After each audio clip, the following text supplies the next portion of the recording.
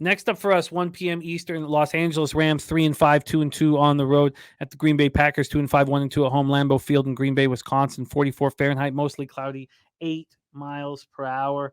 Let's get into the line history here. This is a -3 right now. It opened up at -3, and the Rams were plus 105. Since then, there's been an 8-cent move towards the Rams. They're now minus 103. Green Bay is still juiced, but much less than. Let's go over to the total for this Packers Rams spot. Sitting here with a 39 at Pinnacle. There are 39.5 on the board. This has moved 9 cents towards the over at 39.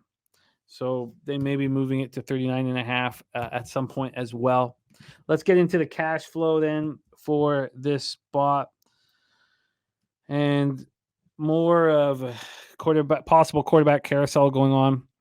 37% of the tickets, 36% of the cash on the Rams on the spread, and then 81% of the tickets and 96% cash on the under. Rams come in off a very ugly 43-20 loss at Dallas. Saw them lose Stafford to a thumb injury. McVay says it's a UCL sprain in his thumb. He's considered day-to-day. They haven't ruled him out, but Brett Rippon is the backup, and they just signed Wolford. Played for the squad, won the Super Bowl with the squad off the Buccaneers practice roster. So that makes me think that there's a really high chance that he does not play here. The fact that they picked up Wolford. Stafford was 13 and 22 for 162 yards, touchdown in the pick before getting hurt late in the third quarter. Rippon came in 5 of 10, 42 yards. Royce Freeman ran 9 times for 44 yards and a touchdown, and Darrell Henderson 12 for 31, caught 3 for 54. Cooper Kupp was held to 4 catches for 21 yards. They couldn't get any pressure on Dak. Aaron Donald had 2 of the Rams' 3 sacks. All of those sacks came in the first quarter. Once that first quarter was through, it was just, I stopped caring about whether or not I was going to cash the under. The secondary looked awful. They allowed Dak to throw for 304 yards and 4 touchdowns.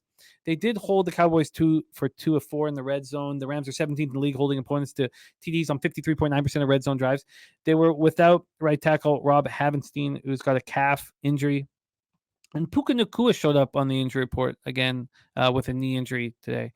Packers coming off their 4th straight loss, ugly 24-10 setback at home to the Vikings. They've been horrific in the first half lately. So bad. They've been outscored 73-9 in the first half of their past 5 games. Haven't scored a touchdown in the first half in any of them. 5 minutes left second quarter, they had 0 first downs. They'd allowed 13 first downs. They picked up 26 total yards while the Vikings had 182. They didn't get a first down until their 5th series. Jordan Love, 24-41, 229 yards, touchdown on a pick. Jaden Reed led receivers for 4 catches for 83 yards. And they're getting nothing out of their ground game. That's the biggest surprise here. Aaron Jones, A.J. Dillon are doing nothing. They combined for 13 carries for 40 yards. The Packers were 1 of 4 in the red zone. They're so bad. They're 26th in the league. The defense couldn't get the Vikings off the field. Vikings held on the ball for 36 minutes and 22 seconds. The Vikings were 10 of 18 on third down. Green Bay 17th in the league there. Preston Smith was strong on the pass rush. He had 5 tackles, 2 sacks, 4 quarterback hits, but nobody else was doing anything. No one else was providing any pressure at all. Take it away for us here, Troy. Rams, Packers at Lambeau. God, this game looks so ugly to me. Packers are completely broken. First 3 possessions of the game, they didn't, like you said, they couldn't get a damn first down. And whenever they did get a first down, they got called back because of a penalty. It's the most penalized team in the NFL, 32nd in penalties per play, penalties per game, and penalty yards per game. Jordan Love had just a 16.9 QBR. But, to be honest, I've seen a lot of drop passes from the receivers. They couldn't execute in the red zone, despite even though they did have a drop for a clear touchdown in the fourth quarter. Defensively, the Packers have been solid, and it's just been kind of underwhelming because the offense has been so damn bad. Laying -3 with the Packers just looks like a damn death sentence at this point. Plus, this game fits my trend that is pretty current throughout this week. The 3-point favorite versus the trends say take the dog based on the database. But let's look at the Rams team, right? PFF got this team as a 27th graded defense. Stafford headed to the IR. That's the heart and soul of this team. They would definitely not be on the IR? Oh, no. I have a note that he was headed to the IR. I thought he would be. Okay. I know things have changed since then. Okay. I know things have changed since then. I thought maybe I No, you didn't miss it. You didn't miss it. You're right. I doubt he's heading to the IR at this point, but I still think that he's not going to be available for this game, but we shall see. But but he's the main reason they've been competitive. And even if he's beat up in this spot, the spread right now alone at -3 is telling us he's not going to be playing this game. They wouldn't be hanging a 3 on Tuesday night, I don't think. And if we still see that tomorrow, then I think it's certain that he's not playing. And I think the replacement, Brett Rippon, we should be expecting him to take the helm. And in 3 years with Denver, he never had a PFF grade above a 45. And you put him behind this terrible pass blocking offensive line, which is 30th. It just smells like a disaster waiting to happen. The only way I could look at this game, I can't come to a side. I really don't have a side. I guess I would take the Rams plus the points, but I will definitely not be having I won't have any money on this game. It feels, I just got shanked with the under in the Rams, but how's either team going to score any points here? I don't see how this is just going to be a real boring game. The only question is, would you want to wait just in case Stafford plays? Because if he does play, you might get an extra point or two, and I'd still want to go under.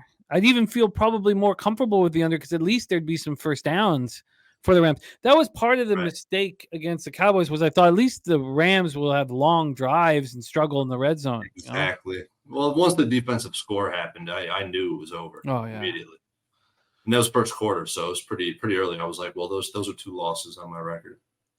Well, the fact that Pinnacle's just climbed it at 39 is, will give me pause. I will need to figure out, why I feel that happened. But this opened up, Sunday night at 42 at Bet Online, and within an hour dropped a point to 41. And then this morning dropped a 1.5 to 39.5. I don't want to be sitting here at this number. I don't want to be sitting here at this number, but I certainly have interest in the under. What do you make of this Packers running game? Are we just going to sit back and expect them to have one of the worst running attacks in the league with Aaron Jones and A.J. Dillon? 2 running backs that are so different from each other, harkens back to thunder and lightning of the Giants. I mean, are we just going to expect them to be trash game in and game out? Because that's going to change the way I cap, and that's clearly been the case of late. What do you make of Aaron Jones and what you've seen of him this year? I don't know if I would put the blame on Aaron Jones. I think I put the blame on just lack of offensive execution in general, because the run game looks as bad as the pass game. I think offensively, it's just been a complete shit show. And I'm surprised to say this because I thought he was such a great coach, but I just think offensive play calling has been a little bit lackluster as well. It's just not an offense that I'm excited about, especially the penalties, man. The penalties are a real deal, man. They're behind the marker. And people don't realize how important, how big of a difference it is. 3rd and 4 to 3rd and 8. Like, that's just a monumental difference. Well, I'm looking at the under. I'm not going to take it at this number when it's so low now that Pinnacle's juiced it 10 cents to the over since it got to this number. So it's certainly not a bet I'm going to make tonight. But